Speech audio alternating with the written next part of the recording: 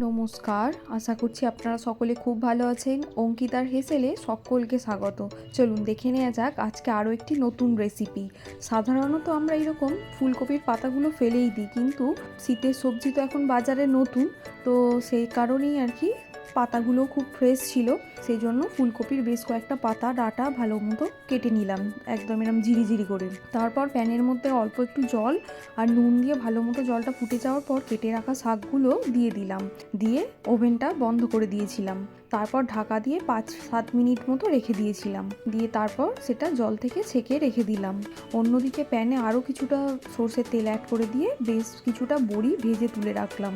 ওই তেলের মধ্যে আরও খানিকটা তেল অ্যাড করে দিলাম, দিয়ে তার মধ্যে ফোড়নে দিয়ে দিলাম শুকনো লঙ্কা, কালো জিরে আর অল্প সরু করে কেটে রাখা আলু, মূলো দিয়ে ভালো করে একটু লাল করে ভেজে নিলাম। তারপর অ্যাড করে দিলাম সিম আর বেগুনের টুকরো, সেগুলো ভালো করে একটু ভেজে নেব নেড়ে চেড়ে আলু আর মূলোগুলোর সাথে।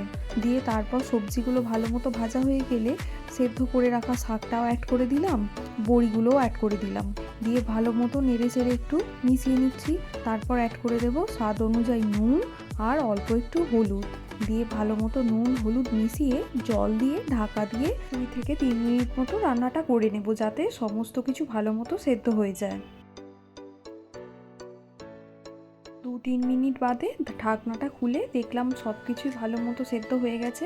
আর 1 থেকে 2 চা চামচ মতো কালো সর্ষে বেটে রেখেছিলাম, সেটা অ্যাড করে দিলাম। আর স্বাদের জন্য দিয়ে দিলাম কিছুটা চিনি আর নুন, দিয়ে সব কিছু আবারও ভালো মতো মিশিয়ে ঢাকা দিয়ে এই শাকের চচ্চড়িটা এরকম শুকনো শুকনো করে রান্নাটা করে নিতে হবে। গরম ভাতের সাথে সত্যি অসাধারণ লাগে। জানেন, মানে জিনিসটা খুবই সাধারণ, আমরা মানে অনেকেই ফেলে দিই, হয়তো রান্না করিই না। কপি শাকের পাতা আমিও সাধারণত খুব একটা করি না, কিন্তু অনেক সময় বাড়ির বড়দের করতে দেখেছিলাম, তো খেতে বেশ ভালোই লাগতো।